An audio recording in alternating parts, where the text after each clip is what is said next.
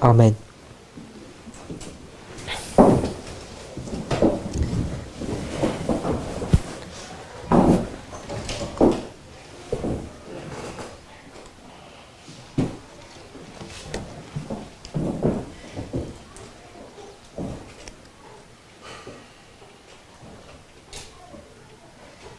So we're looking at day 3 year principle.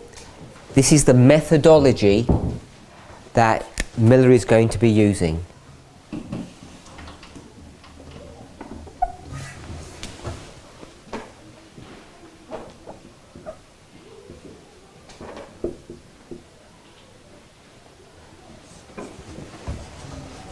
And the methodology that he employs, by definition, has to be the same methodology that Lich is going to employ in order for Lich to be able to verify that this methodology is indeed correct. So he too will use 1 day equals 1 year.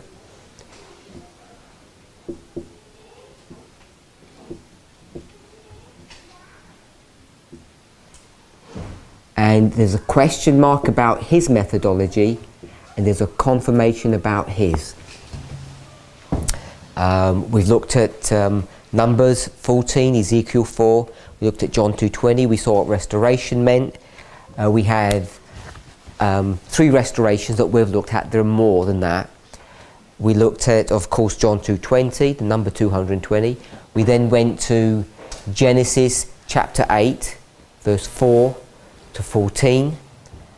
And we could construct a 220 from that time span of 7 months, 17 days, 2 months, 27 days, ends up being 7 months and 10 days, 7 months, 30 days a month, 3 sevens are 21, put the 0 back, 210, plus 10 is 220 days to restore the earth back to its original condition. 1831, Miller begins to restore the authority of the King James Bible. That's the way Sister Ruth expressed it. It's correct to say that. He begins his public preaching. So someone else said that this is the formalization of the message. That's correct. We haven't spoken about what that actually means. But if we could just express it this way, it's a formal declaration of what he's been studying. He studied from 16 to 18 to 22, a long time period, 15 years I think that is. He's been studying for 15 years, and now he's going to formally declare what he's been preaching. It's a public declaration, and it's the unsealing of this information to the world or his audience. The information had already been unsealed to him previous.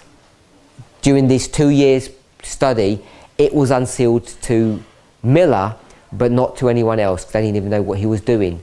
So it's a public unsealing as opposed to a private unsealing. That's why we're talking about it being a formalization or a formal declaration. So you go back 220 years and it comes to 1611. 1611 is when the King James Bible was put together. And the King James Bible, if you look at the original preface or introduction to the Bible, the way they speak about this Bible as though it's going to be a blow.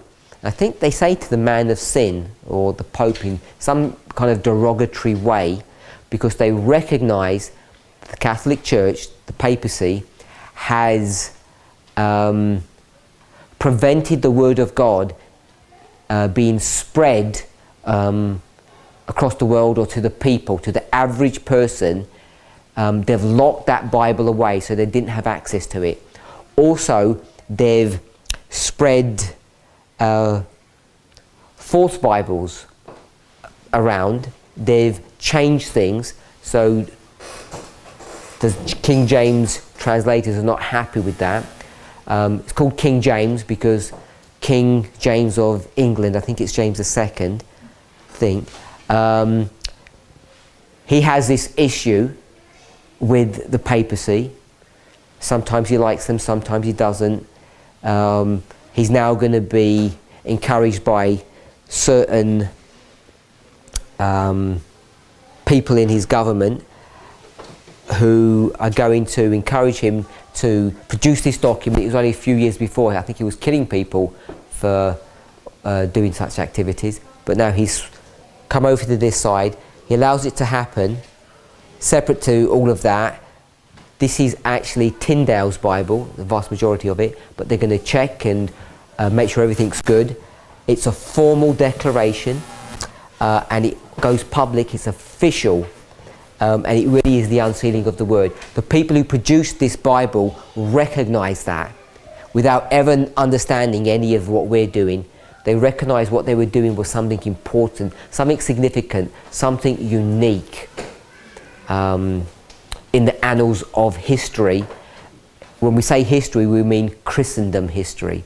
Something unique had just happened.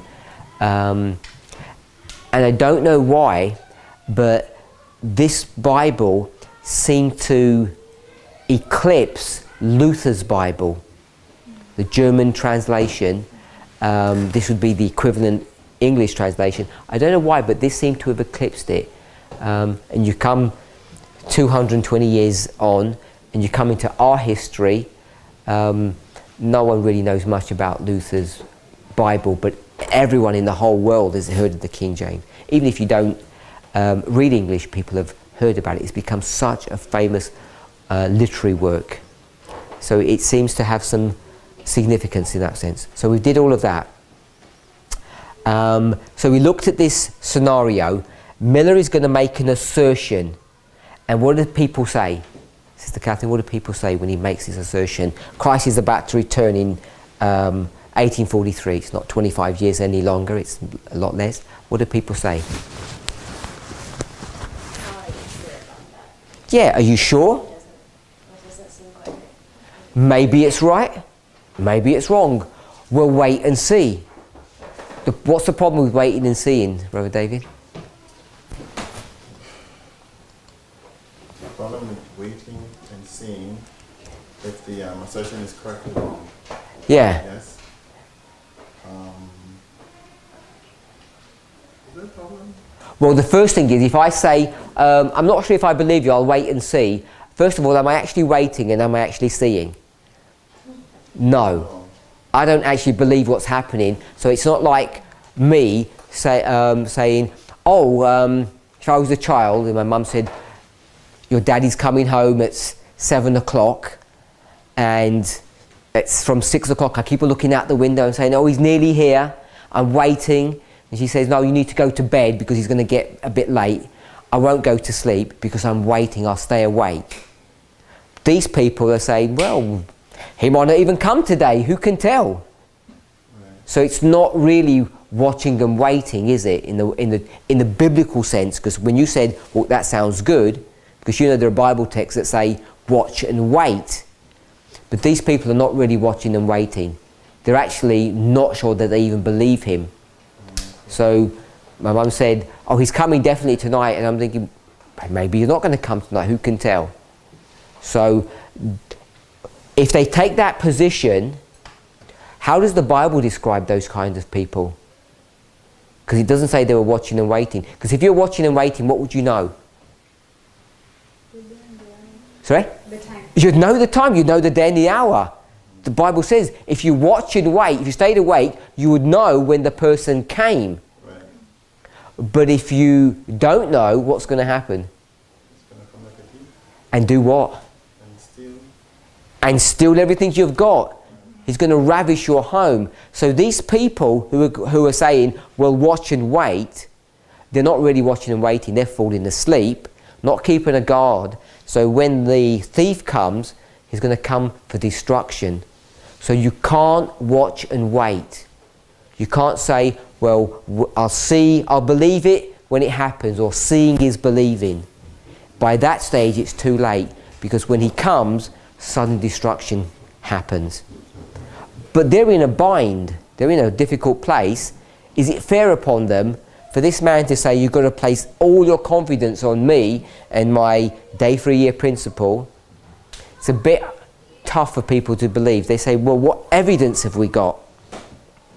and he doesn't really have evidence, so someone's going to come and help him. Who's going to come and help him? Lich is going to help. He's going to say, I'm going to provide the evidence that you need, so all the excuses get taken away. So now people no longer have any excuse about William Miller's message. William Miller says, what you're going to teach them to do this? And he says, I'm not even going to teach anything that you teach. I'm going to teach a random subject, nothing really to do with what you're teaching, but there's going to be in this random subject enough evidence for them that they'll believe you. All sounds a bit convoluted, but it works upon this idea that he's going to use the same methodology in his random study as Miller used in his targeted study. He's talking about the second advent, this huge event. He's going to use day for year to do it. So Lich says, well, I'll use the same principle, and when I've proven that day for a year works, all the excuses are taken from people, and now they have to accept. Because now if they reject it, what position do they find themselves in? Brother James? Lost. In their relationship with God, what standing are they in with him now? Because they could legitimately go to God and say, you know what, we don't know even if you're correct or not. How can we trust this person? They could legitimately say that. But now when Lich comes and he says it's proven, how do they stand before God now? Lost. They're not quite lost yet. After Lich. Yeah, after Lich. And they refuse? Yeah. Wow. What's their standing now with God? They're going to be lost. They're going to be lost, but what's their present standing with him? What's their relationship? Because before they could say, we don't know. They can't say that they know. So now if they say, we're not going to believe, now It's worse. it's worse. If it's not rebellion, it's bordering on rebellion.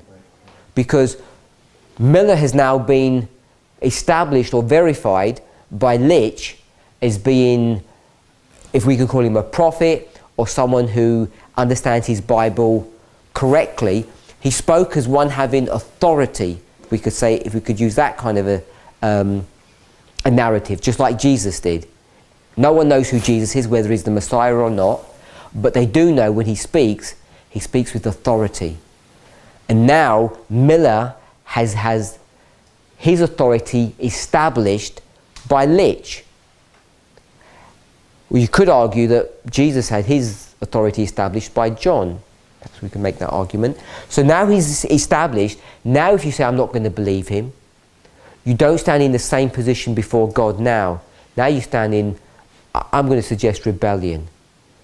That you have enough evidence that this man is God's spokesman, his agent, his ambassador. If you don't listen now, you've got no justification not to listen. So you're changing, your position before God changes. So this is why if they say now, well, we're not sure, by the time you get to the date, 18, or the event, now the house is going to be left to them desolate, they're going to be swept away. We okay with that dynamic? So the people who didn't believe Lich's prediction before August 11, 1840? No, after. After. Yeah, because before, it's the same situation as Miller. So you were referring to Miller, October 22nd, when you said he would come and sweep the house away. Yes, well, I'm identifying 43, because it said 43 or 44, yes. So Miller says, Christ is coming here. And here you say, well, I don't know if it's true or not. So what can God do? You've got a legitimate excuse. So he says, okay, I hear what you're saying to me. I'll give you further evidence. So he sends Lich, and Lich is going to give them the evidence that they need. It's not the proof that this is correct, because he can't prove it's correct, because it hasn't happened. So what he's going to do is prove something else is correct. And the only way you can prove it, even the Bible says, if it comes to pass. If the prediction actually comes to pass, then you know it's true. There's no way of knowing it's true before that. Before that, it's just faith. And we can't work on faith, really. You might argue against that, but then would go into a technical definition of what faith is, and I would be saying, this is not faith, this modelling is not faith. Faith is a very precise doctrine, and most of the time people don't understand what faith is. We use it in a kind of a lax or a loose way. We just say this nebulous idea that we need to have faith. And if I say, well, I don't believe you, so you don't have a lot of faith. So I'm not going to tackle the subject of faith, but what I am saying is we need evidence, we don't need faith. Faith will not help you in this situation. So the evidence that they're going to have is here, literally saying, I'm making a prediction, and they say, yeah, of course you do, because you're one of those Millerite disciple people. You're always making these predictions.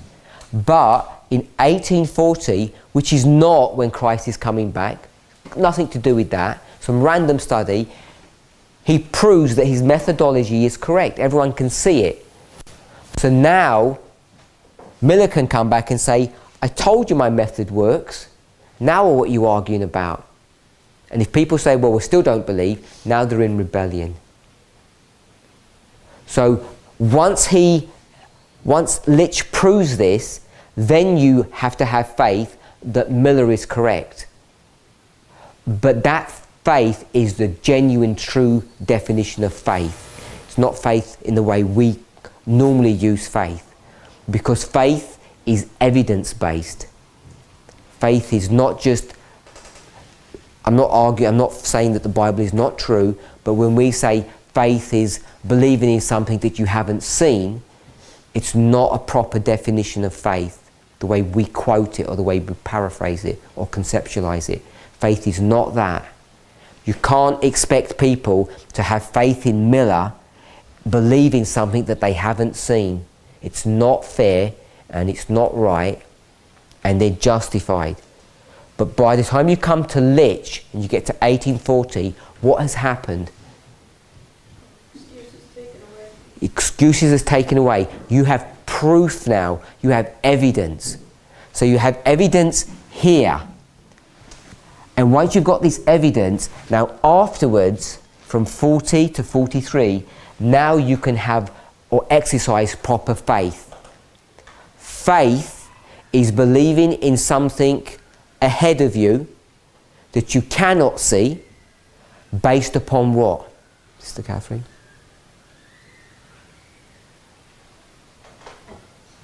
Sorry? Evidence. What evidence? Yes, it's based upon evidence. What evidence? We're here. We're here in June 42. We'll just pick up that way. I'm saying faith is believing this event is going to happen. And it's based upon what? You said evidence. What evidence is there in June 42? Where is the evidence that Miller is correct? No? Brother David, where's the evidence that Miller's correct? The evidence was from the study that Litch did. Just give us the date, okay. the evidence. Sorry, the Bible, not the Bible verse, the day. Sorry, come again, the day? Yeah, when everything got proven to be correct. Oh, August 1, 1840. Not one. Well, he made a prediction 10 days later, but it's August 1. August 1, he's making a prediction. How do you know he's right? Oh, I see what you're saying. Yeah, that's true. No evidence. Yeah, August 11. So here it is, Sister Catherine. This was the evidence. The evidence is where? In front or behind? The evidence is behind you. So from 40 onwards, you can exercise true faith. The biblical definition of faith is believing something in the future. You project into the future based upon what? Evidence in the past. If you haven't had an experience with God in the past, you cannot have faith. Biblical faith is not just believing in something in the future where there's no evidence of that. It's not true faith. So before 40, this history, people could not have faith. Miller could, because what does Miller have? He has evidence in the past, And the past is his own personal Bible study. That was enough for him. He was 100% sure his calculations were correct. What's his evidence if we want to... I think we could do this. Maybe I don't know if it's going to be a guess. What was his evidence? What's his past reference point? We might have different answers to it, so I'm happy with different answers. Miller's here. He's going to project in the future, but for him to have faith in the future, he has to do what? Not faith in the past. He has to have evidence in the past. What's his evidence that's in the past? Is it in his life or is it in this? There's different answers. What would you think?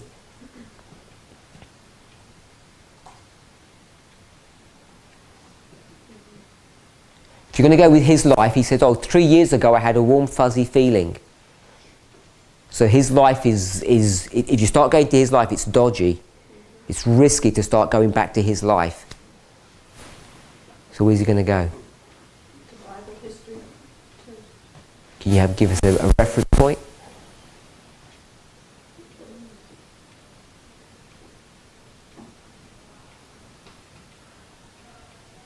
Where did he get this from anyway? 2200. So what's his evidence? 70 weeks. Or something. Yeah? Other prophecy fulfilled. We'll go with the 70 weeks. When does the 70 weeks begin?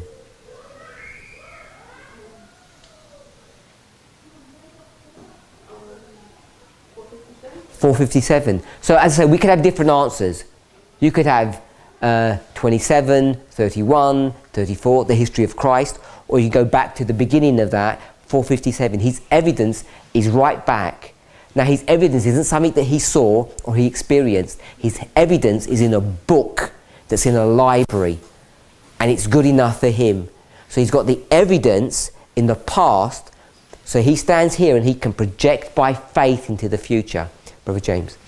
I was going to say, wouldn't 1798 be one of the strongest witnesses for him? And that's in his life. I mean, the whole thing is in the Bible. It didn't start in his life, but it ended, and it was clear. You know, that should be really Yeah, so as I say, there's different answers we could have, but we have to know it's in the past. We can go to 1798, the time of the end.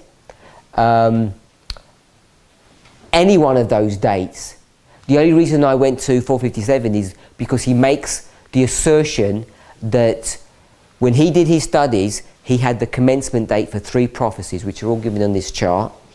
677, 457, so if you just followed this line all the way down, 508. So I would have gone for 508, 457, 677. These were the evidences that brought him all the way to 1843. I don't want to be dogmatic about that, but the principle is there. His evidence was locked into his Bible studies. Other people's evidence, his audience, his congregation, where's their evidence found? Not in the Bible, it's found where? In real life. In real life, in the newspapers, in Google, on the TV. That's where their evidence is found. They didn't go to the Bible or anything. Obviously they compare the Bible with the world, I don't mean it that way, but he didn't experience any of these. These are just straight theological studies. But it's the same principle. He knows that this is going to happen based upon evidence in the past. Evidence that touches him, that he feels, that he knows is rock solid. We okay with that? So that's what Litch does for the movement. It's extremely significant. So then we said, well, I said, this scenario looks very similar to a kind of scenario that we're in today. So there's a prediction, you're not sure it's going to be true, so you need to have some proof that it's really sound. So I said, what's the scenario? And Sister Rachel said, raffia. So here is this assertion that raffia is true. The question is, how do we know raffia is true? What evidence have we got? So we want to follow a kind of similar principle that we've got here. And it's over to Brother James. Do you have any thoughts? Have an answer, maybe? Yeah. So, if we want to prove something, we want to follow the same rules that are already been applied. So instead of just saying raphia, I would put raphia and Panium, because they were come about at the same time in the same set of verses, Daniel 11, 11 to 15. So we have a set of verses, we have a reason, but there was a methodology that gave us those verses. And that methodology came about in 1989, which is line upon line, the reform lines, and that's based off of width from Daniel 11:40 to 45. Daniel 11:40 to 45 is pointing to the Sunday law and closed probation time. Raphia and Panium are pointing to a period that's before them. So if one is going to be able to prove the other, you have to have the same rules in place. And so I think all of that fits. What I think is interesting, since it's been put on the board like this, is we're not going to have just one evidence, we're going to have two evidences. What are the two evidences? Raphia and Panium. Evidences for what? What we say about the Sunday law and closed probation. Okay, so what you've done is you've changed what Sister Rachel did. This event is not Raphia and Panium then. This is Sunday law, because you're saying Raphia and Panium are the proof that Sunday law is going to happen, if I understood you correctly. No. Well, Sunday law and the close of probation. Okay, whether it's Sunday law... Methodology. Yeah, but Same first message the end goal is the Sunday law. for one group. But for the world it's not. Oh, so when you say Sunday law, you're not referring to Daniel 11:41? What are you referring to? The period between 41 and 12. Okay, yeah, so I'm happy that 41, so just the proper Sunday law. So we're making a prediction that the Sunday law is coming. How do we know we're correct? We have to have something that's set up before, and we have to experience the before we can prove that the Sunday law is going to happen. So we have to get past Raphia in order to be certain that Sunday law is coming. Yeah? So this then wouldn't be Raphia and Panium, this would be the Sunday law. Raphia and Panium would be here. This would be Raphia in that scenario, and Sunday law would be here. Just like August 11. Yeah. 22. So August would be Raphia, and 43 would be Sunday law. Yeah. But I thought Sister Rachel was saying Raphia was here, so that's why I said she was making this. Oh, I misunderstood that. I thought No.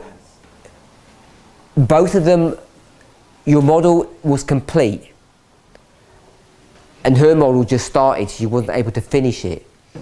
So where today, if we're going to go with your model, where are we today in this line? Right, approximately. Where? Past 40. Sorry? Can't be past 40, because 40 is Raphia. If we're putting Raphia there, then yeah, we're before it. Okay, so we're saying 38. So we're in 38 yet, at the moment. We're predicting Raphia. So we're still in the stage where the question marks are still there. So we don't know that the Sunday law is going to happen. We think it's going to, but we don't know. We won't know until Raphia comes. So let's do what Sister Rachel did and say Raphia is the end. Okay, so if Raphia is the end, what would August have been? August is the proof. It's going to come before Raphia.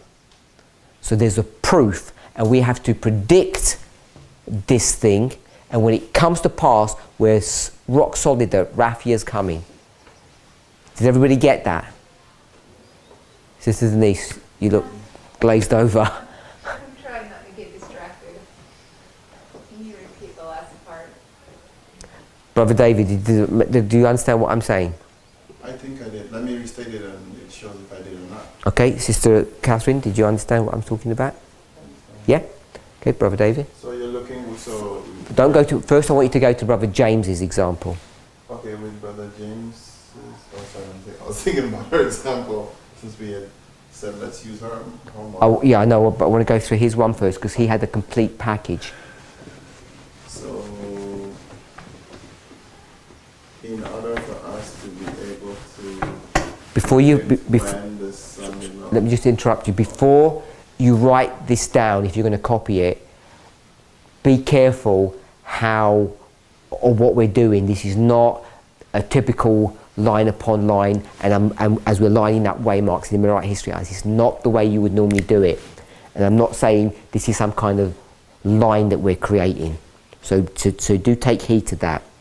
So I'm going to put 31, 38, 40, and 40 is the star. That's the proof. And then we'll put 44. Do you agree with that? yes. Do you agree with that, Brother James? Yeah? So 31, Miller is going to project to here. 38, Litch is going to project to here. And when he projects to here, and you get to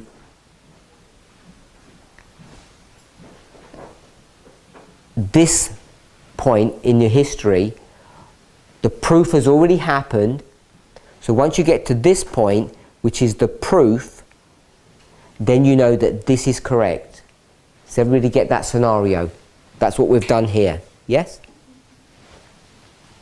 So I want you to go with Brother James's answer, and you plug in these for us. Okay.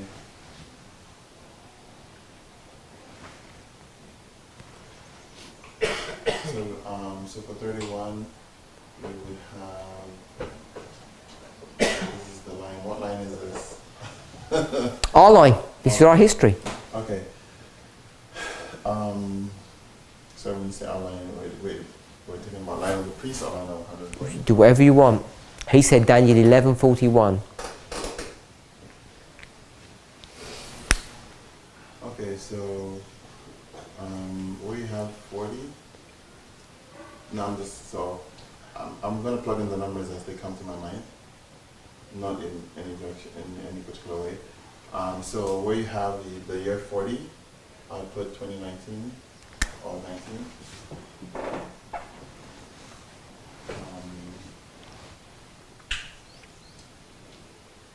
Where you have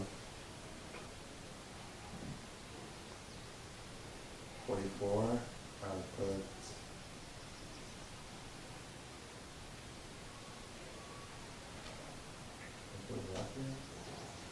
So that's Raphia.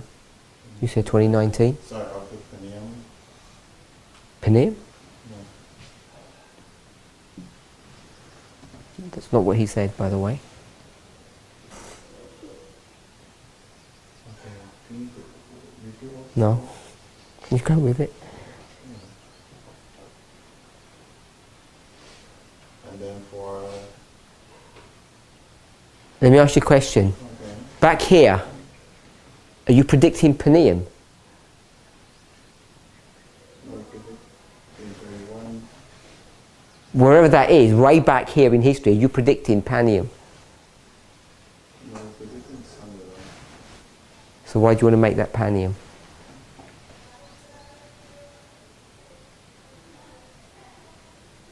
So I had said you put 19 and you put R, right? So I guess the way I'm thinking about my mind is different, but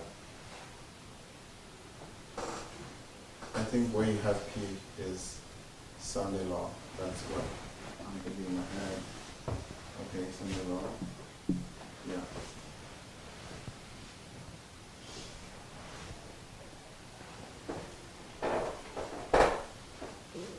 But isn't, I thought Raphael and then Parminder and then anything more. Okay, so For 31, I will put, I'll put 2012. And for 38, I will put 14, I'm not sure. Yeah, I'm not put 2014. 2014. So we started predicting the Sunday law in 2012. What were we doing in 2011? 10, 9, 8. We were doing that. So why you put 12 then? I think that's what it was on seal. Probably. In 2012, here, 31, there's a formal public declaration that the Sunday law is coming. We never did that before 2012.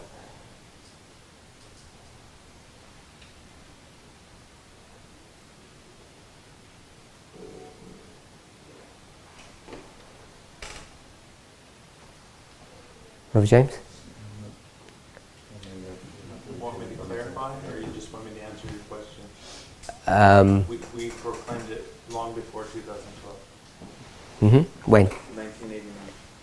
Okay, so we can put 1989, but what I want to put when we talk about formal, public, 96.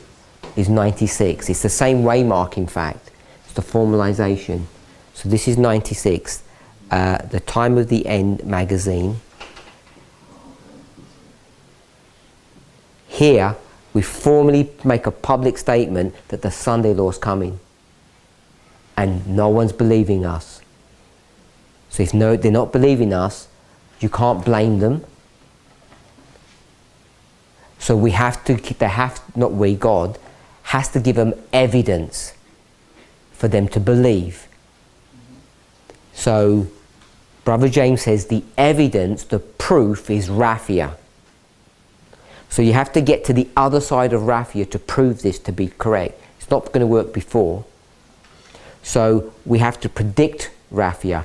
When do we predict Raphia?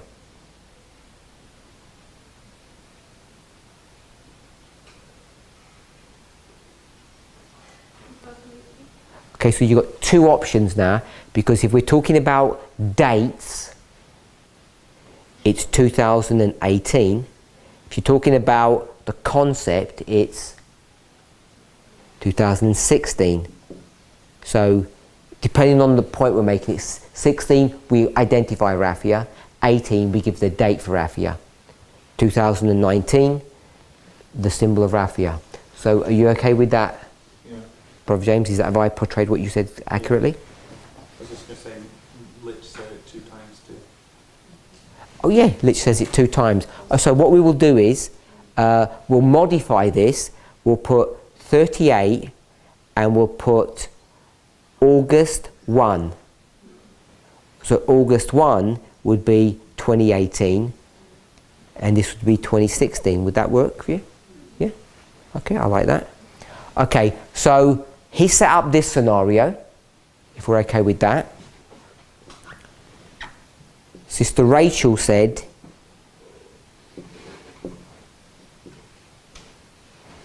Raphia. So we're going to predict Raphia. So now how do we go about doing this? Or can we go about doing this? What's the proof that Raphia is going to work? That's actually true.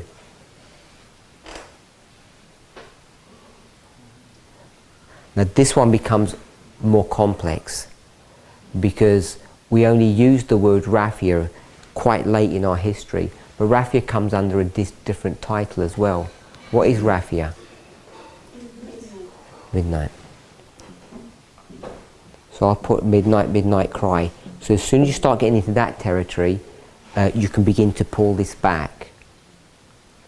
So what's the proof that Raphia is going to actually be fulfilled? That it's really going to be true, that 2019 works. What proves that to be true? Here it is. This one here. It's 2014. So that's the proof. When are we predicting 2014? 2012. So where are we? We're here. And has 2014 been proven to be true? So we've proven it to be true. Lich has done his work. So we're on this side of history, and now we've got no excuse not to believe that Rafi is coming in. This is for us, not for the world. Yep, Rafi is not for the world. Rafi is for the priests.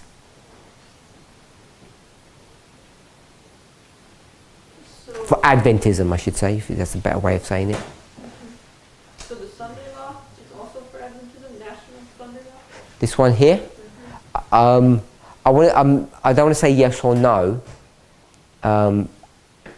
because the story is never that straightforward. It is for Adventism, but it's also going to affect the world. Remember, Raffia also affects the world. This is a message for the world as much as it is for us. It's not so straightforward to say, is it for one group and not for another group? So I'm reticent to say that, because Raffia is also for the world. It impacts them.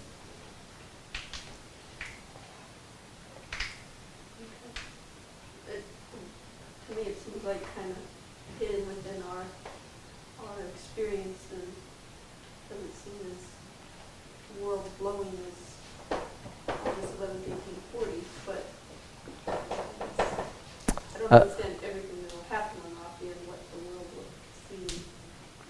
Well, mind or world-shattering things have already begun to happen.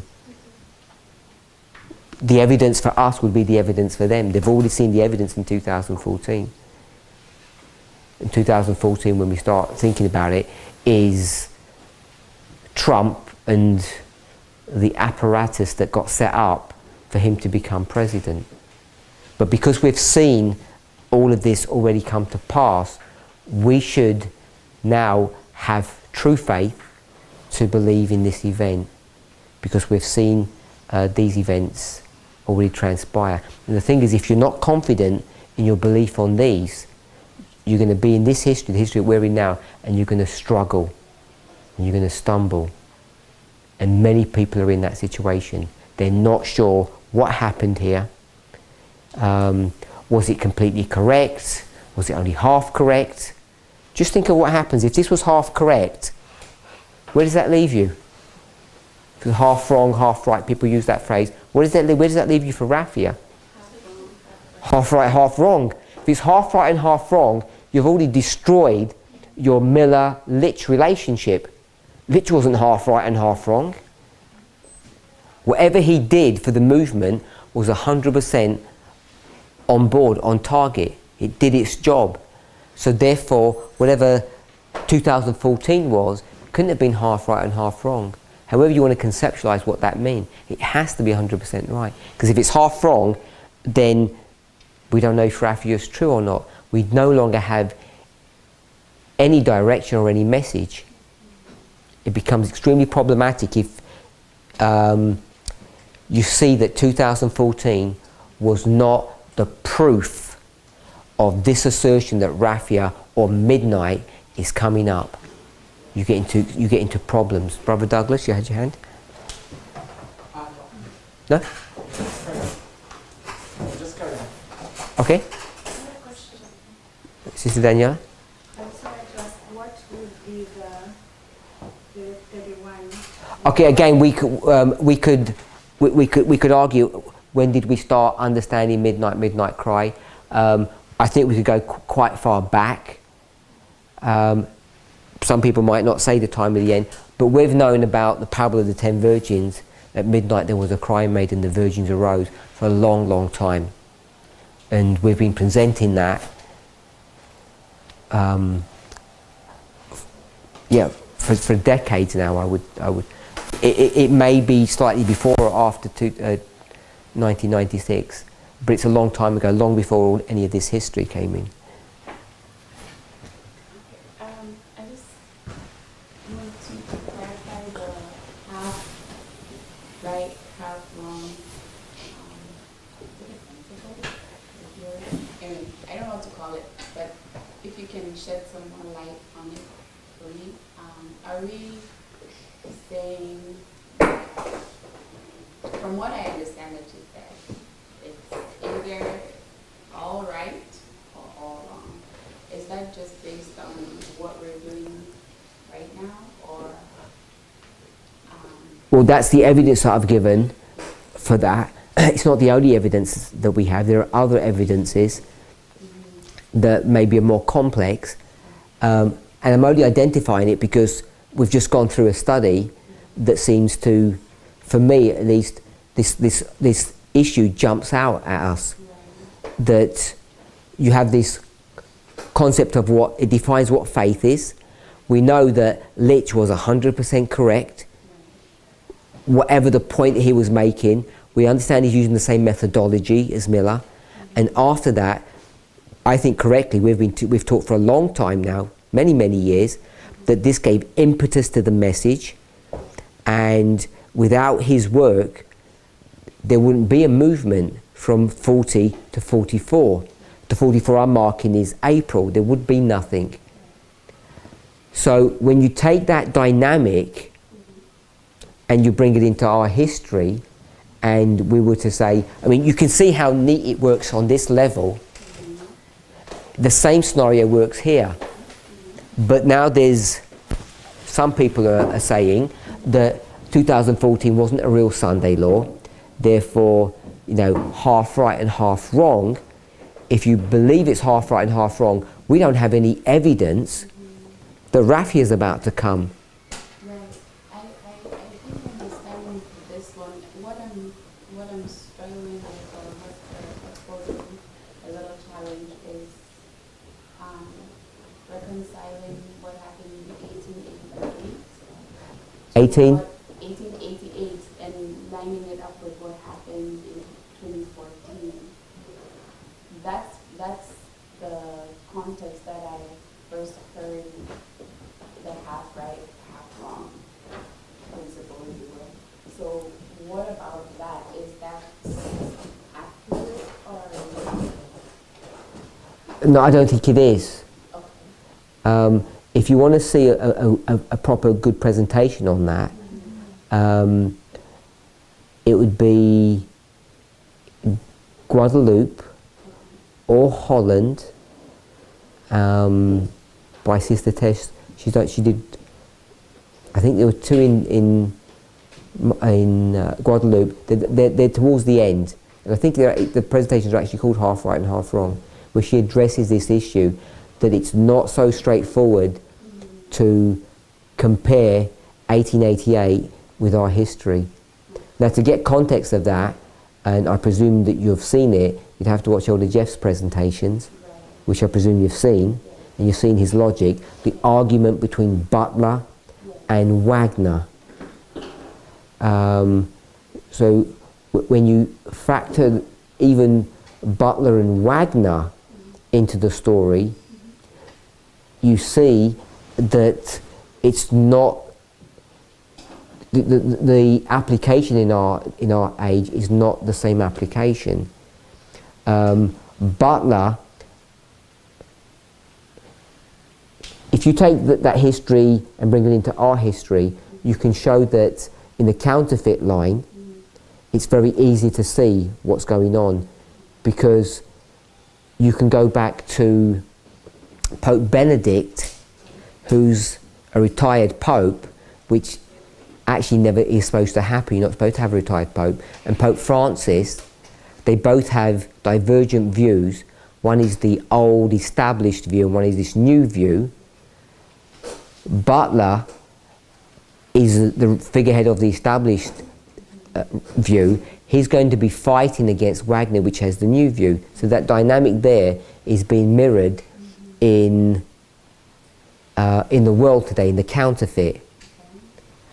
And who's correct and who isn't correct if Pope Benedict has stepped back and he said, this is the new Pope, can he come in now and say, don't listen to the new Pope?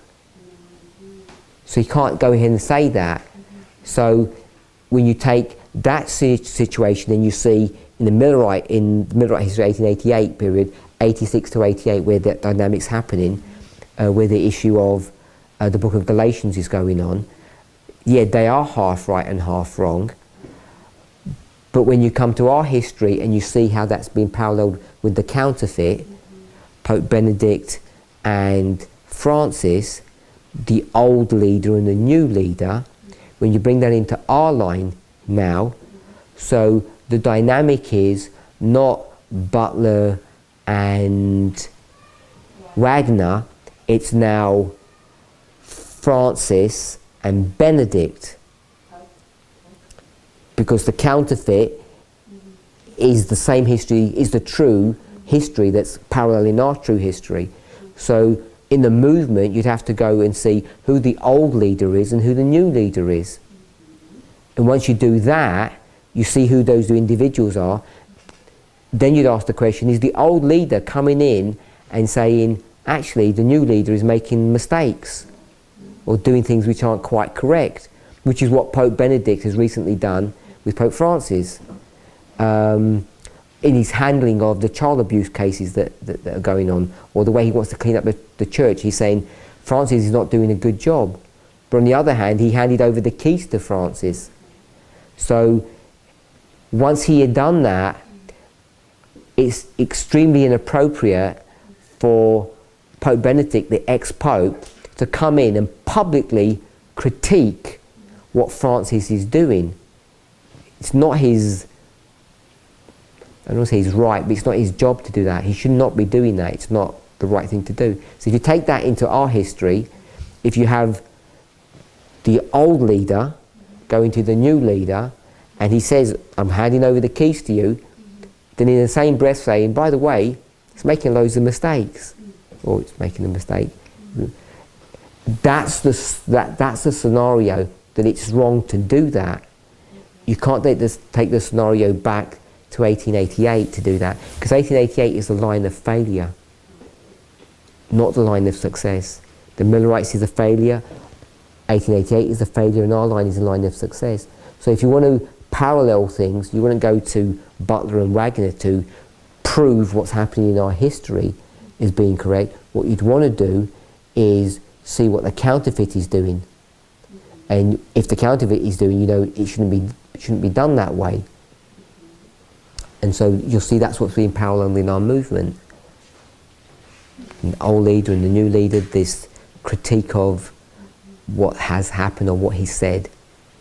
Doesn't necessarily does it have to be a current issue? Like, okay, so in the counterfeit, Benedict is talking about the abuse. The years that the counterfeit works don't line up exactly with our years. They're out of sync. Right. But like as far as topics, okay, so what I'm asking. So it's the principle that one leader, the old one, critiques the new.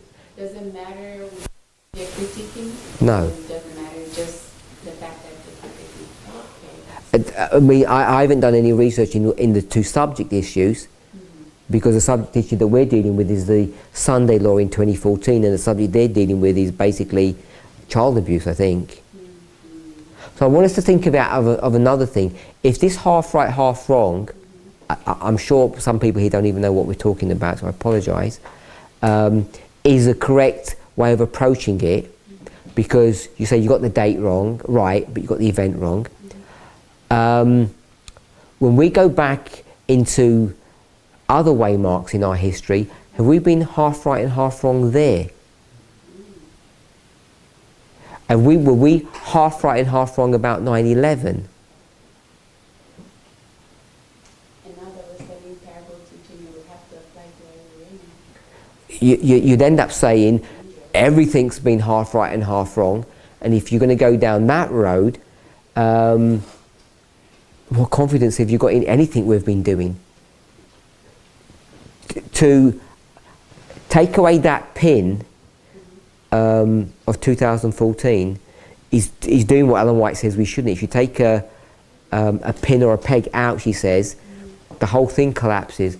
And I think it's far more serious than we recognise. It's not a matter of attacking people or hurting their feelings or whatever, or accusing. If you pull 2014 out because it's half right and half wrong, what else do you pull out? Because what have we said about 9/11? Were we 100% correct on that, or have we been half right and half wrong?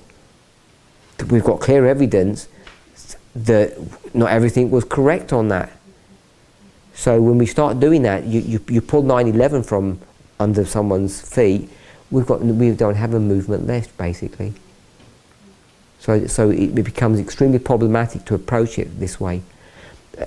Plus the fact that when we start saying it was half wrong and half right, what was actually wrong about 2014? To say that it wasn't Daniel 11 verse 41, how could anyone have, before the event, even said, oh, a Sunday law's coming, but it's not 11:41, it's some other Sunday law. And the first thing people are going to say is, what Sunday law? And they're going to say, well, the Sunday law for the priests. And there are no such things as priests. So it would have been impossible to give that study, because you'd be giving a study ahead of yourself. You can't talk about a Sunday law for a group of people that you have no understanding that they even exist, because it's going to come into the future.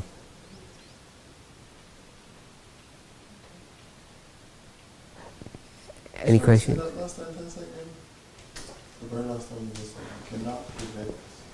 You can't say 12,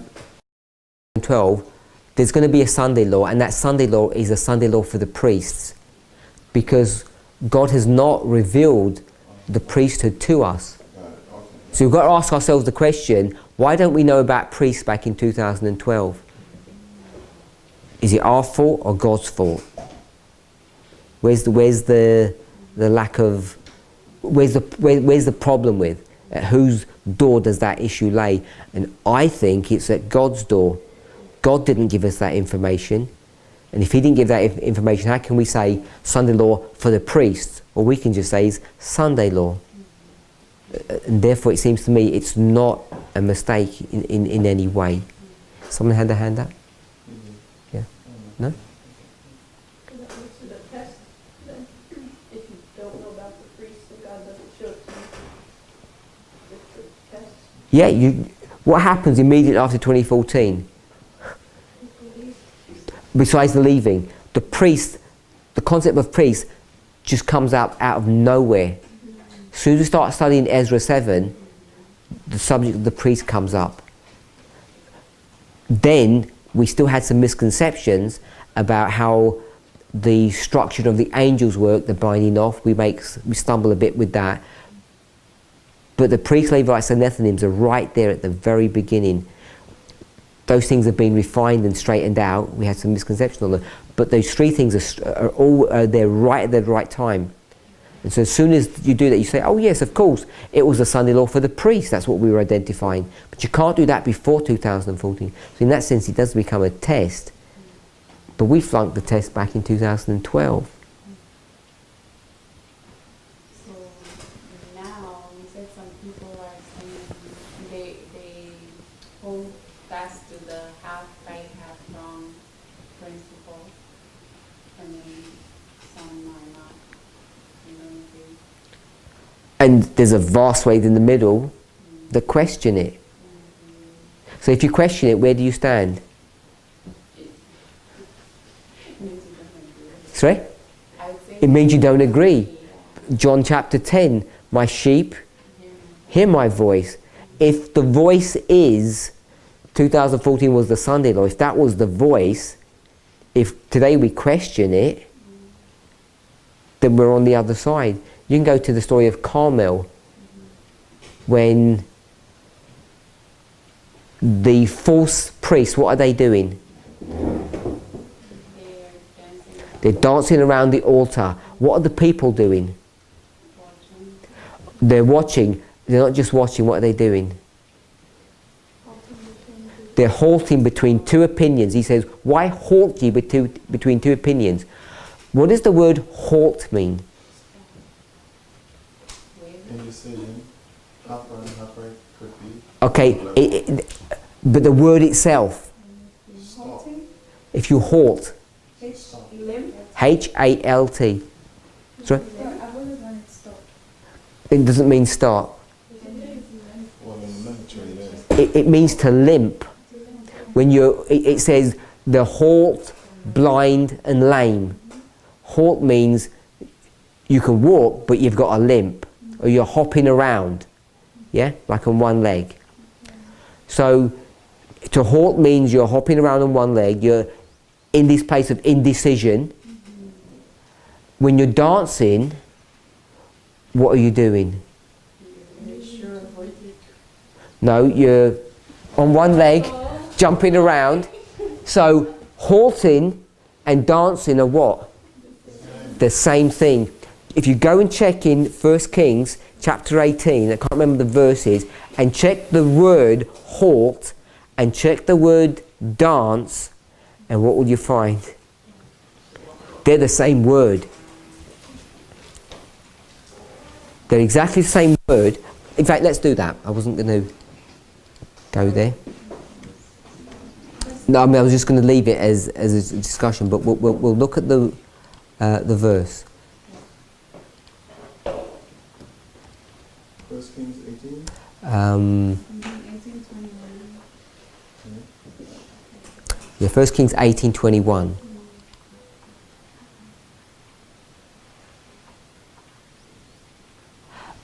Speak out aloud so that everyone can hear your recap. So everyone can hear your recap. No, seriously, because if you're recapping for her, other people would benefit from that. So go ahead, don't feel worried. So we are looking at the word halting, and that's because Sister Effie was asking about the half right, half wrong. People who were not on one side, pretty much, and then the Parminder brought the issue of the Mount of Carmel.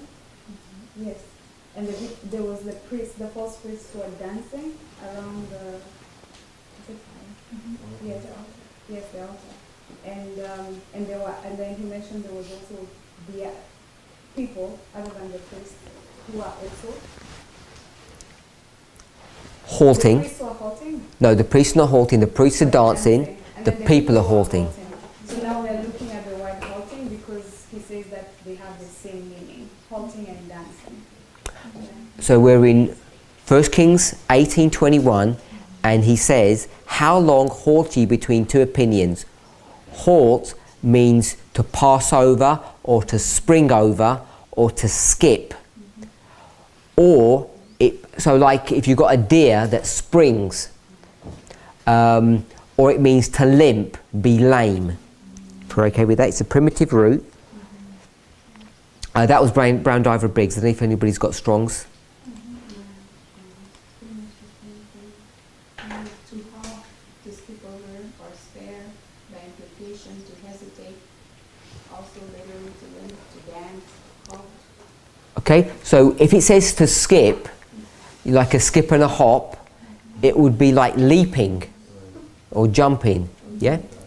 So that's where you get that dancing for. So when it can be something that shows damage to the way you're moving around, or something that shows vigor and strength. Like a deer would halt because it leaps.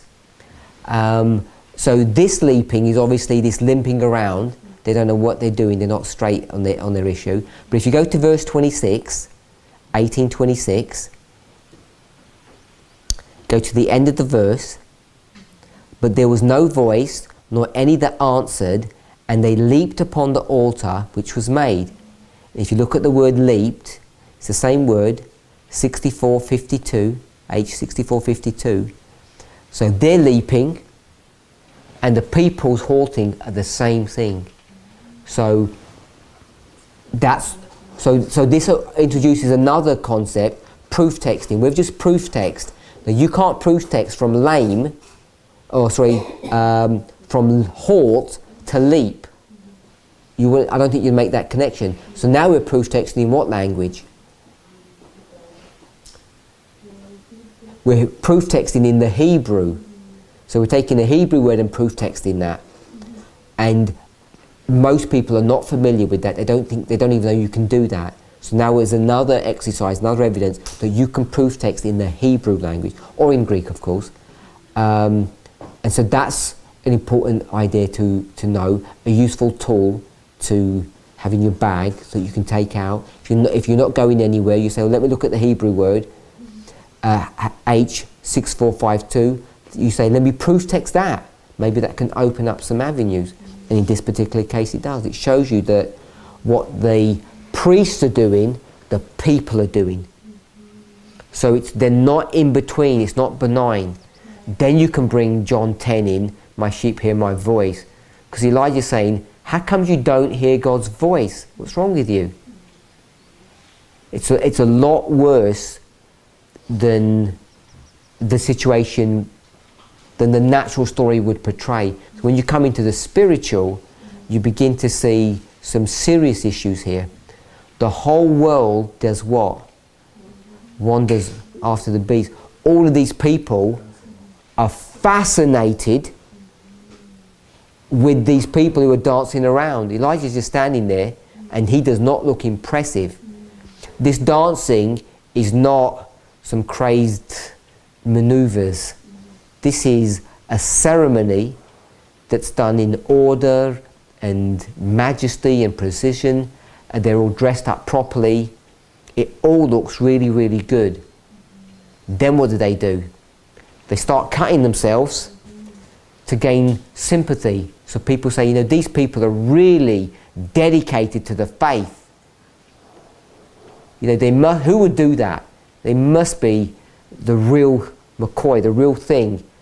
They look the part, they're marching in order, it's a well-disciplined unit, and they're cutting themselves, they're 100% dedicated, they must be right. They're deceiving the people. And the people have bought into it, because they're halting. Which of us would halt between God and Satan? Any questions on that? Can't remember how we got there. Oh yes, I remember how we got there. Half right, half wrong. If you're not sure, I'm saying you're on the wrong side of the argument. Be sure. Remember, so with regards to half right and half wrong, because what we were learning in our previous class. Oh dear, if I done something that's different to your previous class. That's always dangerous. So from what I'm understanding. Which previous class is this? The Marcos class. Okay, so you trapped me. Naughty of you. Go on then, what have I done? What have I said wrong? So I'm trying to reconcile it. So am I now. Yeah. I'm going to have to reconcile with my brother.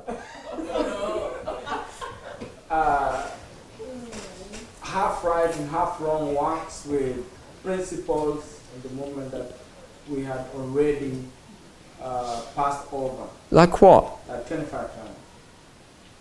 We weren't half right and half wrong. I understand. Like in the sense of with parable teaching, we have to take into account that Miller came to the correct application. Okay, so you surreptitiously put me in this corner now, so now I'm going to have to defend myself. I'm saying quite straight, this movement doesn't do half things wrong and right. If you do, you should be scared. If we were half wrong and half right about 25-20, and then 9-11, then 96, then you're going to be forced to say, we're half right and half wrong about Daniel 11-40-45. And my question to you is, what are you doing here? I might have stated it wrongly. I don't know because I wasn't in the class, but I can only say it from my perspective. From 1989 onward, this movement has not been half right and half wrong. And when we say 25-20 was duration, Leviticus 26, I don't know if that's come up or you know those arguments, and I'm saying It's not, it never was, we should never have done that. It's intensity. That is not half right and half wrong. That's not the definition of being half right and half wrong. So, yeah, I might have stated it wrong. Like the way the Marco was telling us that going forward, we might have to change the way we teach it. Yeah. Which is basically what you're saying. So, from 1989 going forward, from my reconciliation, that the movement is not half right, half wrong, right? The movement does not make mistakes, right? But previously, some concepts that we had understood and we were explaining it this way because of the parable teaching, and now we're understanding and we're going deeper into it, the way we have to explain it to the world has to change. That's how I understand it. So the half wrong, half right issue is not coming on what the concept was, but in regards to how we understood it and how we explained it. Do you agree? 9/11, 25/20, the longest and the last prophecy. We've pretty much explained them incorrectly. I don't believe that's the definition of half right and half wrong. So if we've explained it incorrectly, then what is that? Is it right or wrong? It's not listening to God. It's not studying carefully. If I want to take a negative perspective, if I want to take another perspective, God hides things from us that we don't know. He didn't hide intensity or duration, but He hides other things, things that are beyond us, and that when we get to a certain maturity and He shows us things, we should be on board on those things, and often we're not. We struggle with coming into a new dispensation when we start re-examining things and we say we want to hold on to the old way of looking at that. So I concur with what you just said. The movement doesn't make a mistake in the sense that whatever happens, however it plays out, it's orchestrated by God. Right? And even when it may look like we were half right, half wrong, there's nothing such as that, because, like you said, as we move along, God opens up things. And what we may not have seen back then, as it's opening up, we have to have a teachable spirit and like receive whatever He's opening up and just keep moving on. Is that what you're saying? That's what I believe. Like, that's what I'm thinking. So in that sense, I don't believe that we were half right. Our teaching on 9/11 is that the angel of Revelation 18, the second angel, came down in our history. It arrived.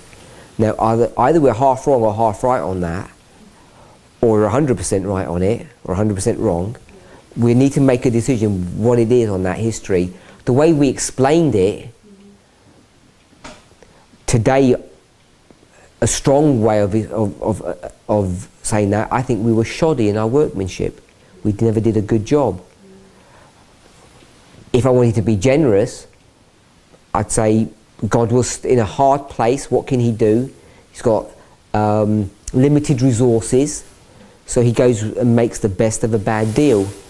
And we go to certain passages, we make certain explanations, we get to the right answer. I don't see any mistake there. If you speak to the people who are leaving the movement, like now and yesterday and last year, nearly every single one of them, in some shape or form, is rejecting 9/11. They're going to say there's mistakes there. They go to the half right, half wrong. Even if they don't say it's half right and half wrong, that's where they're going. They're saying there are mistakes in 9/11. If you say we're making mistakes now, you will have to go back, if you're intellectually honest, and say we made mistakes back at 9/11, because you have to justify how we're so wrong now. Because if we're so wrong, we were wrong in a serious way back before.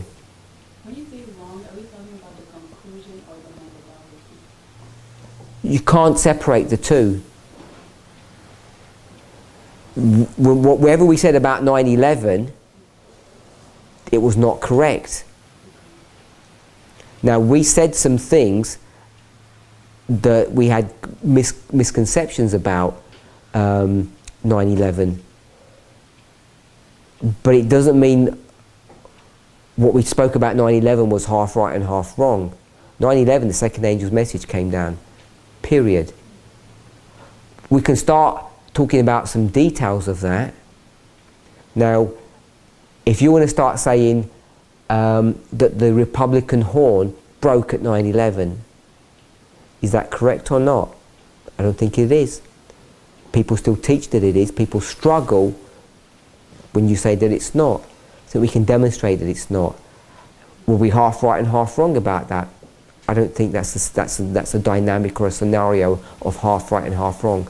We said at 9/11, the second angel's message arrived. Second angel's message cried, Babylon is fallen, is fallen.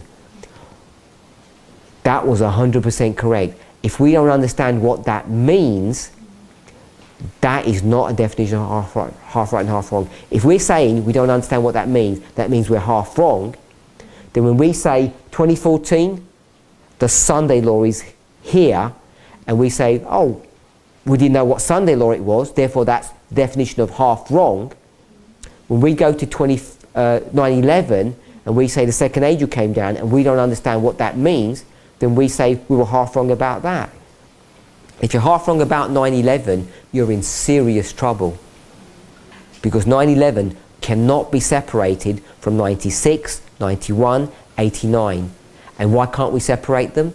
Because if you put them on an agricultural line, that's where you sow the seed. And you dare not sow any seeds unless you've prepared the field properly.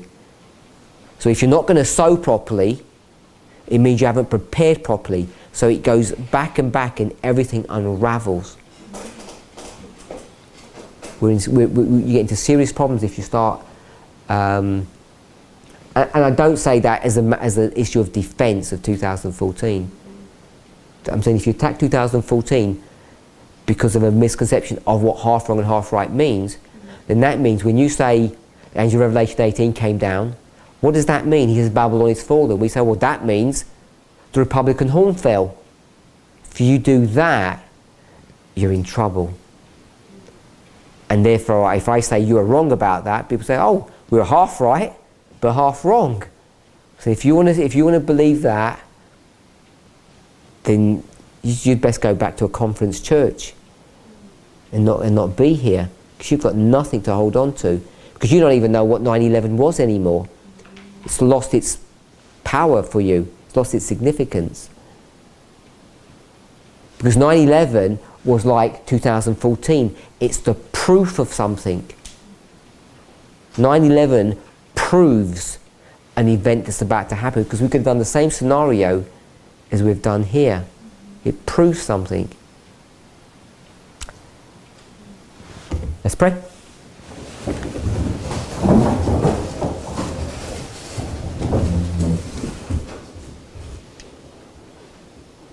Heavenly Father, we thank you for your goodness. We want to ask and pray that you would be with us and guide us. Help us each to have a close walk with our Lord and Saviour, that we might hear his voice speaking to us. Be with us and bless us for the rest of the day. We ask and pray in Jesus' name. Amen.